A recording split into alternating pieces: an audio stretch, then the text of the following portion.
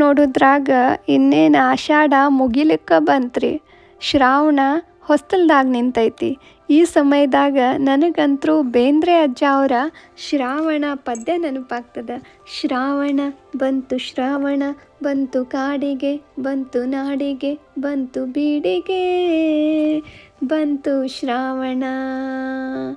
ಹಬ್ಬ, ಇದನ್ನು ನಮ್ಮ ಸಿ ಅಶ್ವಥ್ ಅವ್ರ ಧ್ವನಿ ಒಳಗೆ ಕೇಳಿದ್ರೆ ಅದ್ಭುತ ಅಲ್ರಿ.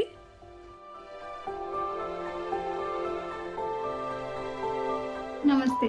ಶ್ರಾವಣ ಮಾಸ ಆರಂಭ ಆಯಿತು. ಎಲ್ಲರೂ ಈಗಾಗಲೇ ನಿಮ್ಮ ಮನೆ ಸ್ವಚ್ಛ ಮಾಡಿಬಿಟ್ಟಿರ್ತೀರಿ ಅಂತ ನನಗೆ ಗೊತ್ತು. ಇನ್ನೂ ಒಂದಿಷ್ಟು ಜನ ನಾನು ಹಂಗೆ ಮಾಡ್ಕೊತ ಇರ್ತೀರಿ. ಇವತ್ತು ನಾನು ನಮ್ಮ ಮನೆಯ ಪೂಜಾ ಕೋಣೆಯನ್ನು ಸ್ವಚ್ಛ ಮಾಡಿಕೊಂಡೆ. ಹೇಗೆಲ್ಲ ಮಾಡಿದೆ ಅನ್ನೋದನ್ನು ಈ ವಿಡಿಯೋದಾಗ ನಿಮ್ಮ ಜೊತೆ ತೋರಿಸ್ಲಿಕ್ಕತ್ತೀನಿ. ಮತ್ತು ಯಾವರೇ ಯೂಸ್ಫುಲ್ ಐಡಿಯಾಗಳಿದ್ದು ಅಂತಂದ್ರೆ ಕಮೆಂಟ್ನಾಗ ಹಾಕೋದು ಮರಿಬೇಡ್ರಿ. ಯಾಕಂದ್ರೆ ನಿಮಗೆ ಗೊತ್ತದ, ನಾ ನಿಮ್ಮಿಂದ ಕಲೀಲಿಕ್ಕೆ ಯಾವತ್ತೂ ಕಾತರಳಾಗಿರ್ತೀನಿ.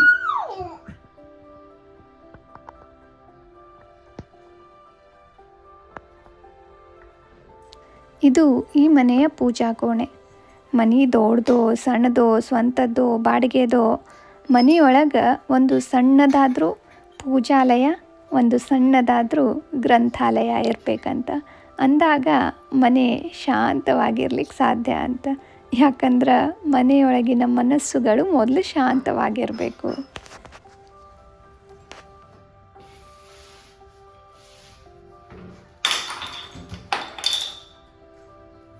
ಕ್ಲೀನ್ ಮಾಡಬೇಕು ಅಂದ್ರೆ ಮೊದಲು ಎಲ್ಲ ಸಾಮಾನುಗಳನ್ನು ಖಾಲಿ ಮಾಡಬೇಕು. ಎಲ್ಲ ವಸ್ತುಗಳನ್ನು ಕೋಣೆಯಿಂದ ತೆಗೆದು ಹೊರಗಿಟ್ಟು ನನ್ನ ಕೈಗೆ ಎಷ್ಟು ನೆಲಗ್ತದ ಅಷ್ಟನ್ನೆಲ್ಲ ಒರೆಸ್ಕೊಂಡು, ಈ ರೆಂಟಲ್ ಫ್ರೆಂಡ್ಲಿ ಹ್ಯಾಕ್ ನೋಡ್ರಿ ಇದು. ಇಂಥ ರ್ಯಾಕ್ಗಳನ್ನು ಹಾಕೋದ್ರಿಂದ ನಾವು ಸ್ಪೇಸನ್ನು ಎನ್ಹಾನ್ಸ್ ಮಾಡ್ಬೋದು ಮತ್ತು ಅದರಿಂದ ಗಾಡಿಗೂ ಯಾವುದೇ ರೀತಿ ಹಾನಿ ಆಗೋದಿಲ್ಲ. ಮತ್ತು ಈ ಪ್ಲಾಸ್ಟಿಕ್ ಕಂಟೈನರ್ಗಳನ್ನು ನಾನು ರೀಯೂಸ್ ಮಾಡ್ಕೊಳಿಕತ್ತೀನಿ. ಹಾಗೆ ಒಗೆದ್ಬಿಟ್ರೆ ಅವು ಪೂಜಾ ಸಾಮಾನು ಎಲ್ಲ ಕಡೆ ಚೆಲ್ಲಾಡ್ಬಿಡ್ತಾವ. ಈಗ ಏನು ಚೆಲ್ಲಿದ್ರು ಆ ಡಬ್ಬಿನಾಗೆ ಚೆಲ್ತಾವ. ಎಣ್ಣೆ ಬಾಟಲ್ ಕೆಳಗೆ ಅದೇ ಪ್ಲಾಸ್ಟಿಕ್ ಕಂಟೈನರ್ ಮೇಲಿನ ಮುಚ್ಚಳ ಇಟ್ಬಿಟ್ರೆ ಎಣ್ಣೆ ಅಕಸ್ಮಾತ್ ಸೋರಿದ್ರೂ ಅದರೊಳಗೆ ಇರ್ತದೆ. ಪರಿಶಿ ಹೊಲಸಾಗೋದಿಲ್ಲ. ಉಪ್ಪ ಬತ್ತಿ ಎಲ್ಲನೂ ಇಂಥ ಡಬ್ಬಿಗಳನ್ನಾಗ ಹಾಕಿಡೋದು. ಇವನೇನು ನಾವು ತಿನ್ನಕ್ಕೆ ಬಳಸೋದಿಲ್ಲ, ಪ್ಲಾಸ್ಟಿಕ್ ಡಬ್ಬಿಗಳನ್ನೇ ರೀಯೂಸ್ ಮಾಡ್ಕೋಬೇಕು ಅಂತ ನನ್ನ ನಂಬಿಕೆ. ಪೂಜಾ ಕುಡು ಮುಂದೆ ಕೆಳಗೆ ಹಾಕ್ಕೊಳ್ಳುವಂಥ ಚಾಪಿ ಹಂಗೆ ಸುತ್ತಿಟ್ಬಿಟ್ವಿ ಅಂತಂದ್ರೆ ಅವು ಪೂಜಾ ರೂಮ್ ತುಂಬ ಹರಡ್ಕೋತಾವ. ಇದು ನನ್ನ ಮಗಳ ಗೊಂಬಿದ ಡಬ್ಬಿ ಇತ್ತು, ಅದನ್ನೇ ನಾನು ಚಾಪಿಗಳಿಡಾಕ ಬಳಸ್ಕೊಂಡಿನಿ ನೋಡ್ರಿ. ಯಾವುದೇ ಹಣ ಖರ್ಚು ಮಾಡಲಾರ್ದೆ ಮನೆಯೊಳಗಿರುವಂಥ ವಸ್ತುಗಳನ್ನು ಪುನರ್ಬಳಕೆ ಮಾಡಿಕೊಂಡು ಸೂಕ್ತವಾದ ಸ್ಥಳದೊಳಗೆ ಸೂಕ್ತವಾದ ಸಮಯಕ್ಕೆ ನಾವು ಬಳಸ್ಕೊಂಬಿಟ್ವಿ ಅಂತಂದ್ರೆ ಪರಿಸರಕ್ಕೂ ಹಾನಿಯಾಗಲ್ಲ, ಮನೆಯೊಳಗೆ ಕಸನೂ ತುಂಬ್ಕೊಳ್ಳಲ್ಲ, ಆಮೇಲೆ ಎಲ್ಲ ವಸ್ತುಗಳಿಗೂ ಒಂದು ಮನೆ ಮಾಡ್ದಂಗೆ ಆಗ್ತದೆ.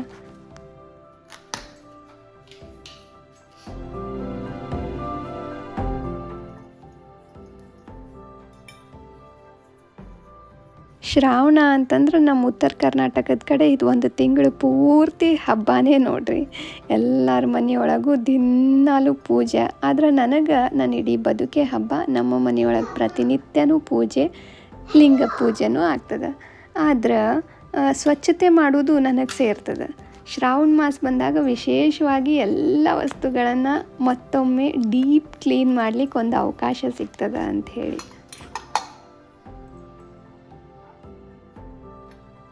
ಇರು ಒಂದು 4-6 ಹಿತ್ತಾಳಿ ತಾಮ್ರದ ಸಾಮಾನೆಲ್ಲ ಬೆಳಗ್ಗೆ ಬಿಸಿಲಿಗಿಟ್ಟೆ.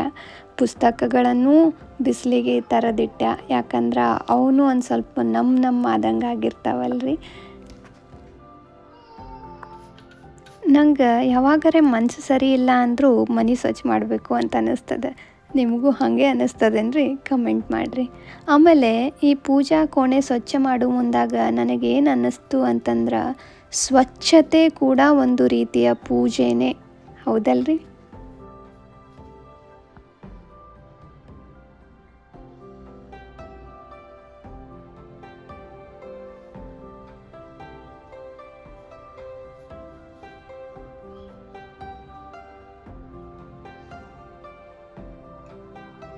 ಪ್ರತಿ ವಸ್ತುನೂ ಮತ್ತದ್ರ ಸ್ಥಾನಕ್ಕೆ ಅದನ್ನು ಸೇರಿಸೋದು, ಹೆಚ್ಚು ಸಾಮಗ್ರಿ ತುಂಬಿಸೋದಕ್ಕಿಂತ ಬೇಕಾದಷ್ಟನ್ನು ಮಾತ್ರ ಇಟ್ಟು ಸಿಂಪಲ್ ಆಗಿದ್ರೆ ಮಾತ್ರ ಪೂಜಾ ಕೋಣೆ ಮತ್ತಷ್ಟು ಸ್ವಚ್ಛವಾಗಿ ಅನ್ನಿಸ್ತದೆ. ನನಗೆ ಶಾಂತ ಅನುಭೂತಿ ಅಲ್ಲಿ ದೊರಕ್ತದೆ.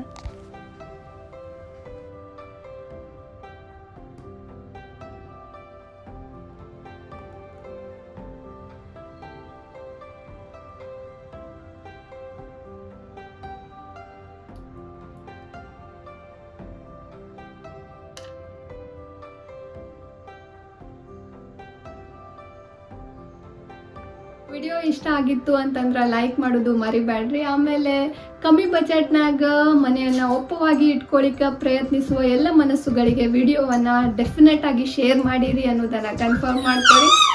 ಇಂಥ ಹೊಸ ಹೊಸ ನನ್ನ ಕತೆಗಳಿಗೆ ನೀವು ಜೊತೆ ಆಗಲು ಸ್ಟೋರೀಸ್ ವಿತ್ ಸುಕೃತಾ ಅಮರೇಶ್ ಚಾನಲನ್ನು ಸಬ್ಸ್ಕ್ರೈಬ್ ಮಾಡಿರಿ.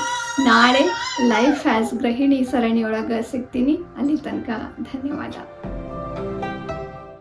ನೋ ಡೆಕೋರ್, ಒಂದೆರಡು ಹೂವು, ಒಂದು ಸಣ್ಣ ದೀಪ, ವಿಶೇಷ ದಿನಗಳಂದು ಮಾತ್ರ ಧೂಪ. No colours, nothing. ಸರಳ ಮತ್ತು